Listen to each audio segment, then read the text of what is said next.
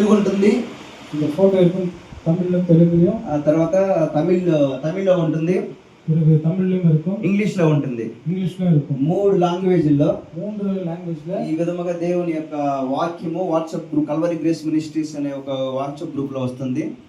இப்படியாக Kalvari grace ministries WhatsApp குரூப்ல இந்த வாக்குத்தத்தங்கள் வரும். ఇది ఈ రోజు నేను శ్యామ్కి ఈ రోజు బర్త్డేకి గిఫ్ట్ గా నేను ఇస్తున్నాను. హల్లెలూయా.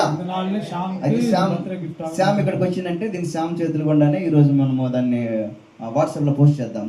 శ్యామ్ ఇంగే వందాల్ ఇది వాట్సాప్ అందరూ ఇది మరి పోస్ట్ చేస్తున్నాక అందరూ చప్పట్లు కొట్టి దేవుని మహిమపరచాలి. ఇది వాట్సాప్ గ్రూప్ல போடும்போது யாரும் கூட கரங்களை தட்டி நாம் ஆர்ப்பரிப்போம்.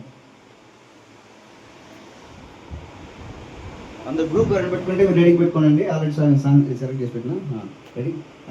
గ్రూప్ வைத்துக்கொண்டவர்கள் யாரும் கூட గ్రూప్ ఓపెన్ చేయండి. హల్లెలూయా. సపోర్ట్ చేయండి. யாரும் கூட கரங்களை தட்டுவோம். హల్లెలూయా. హల్లెలూయా. ఓకే ఓపెన్ చేయి గ్రూప్.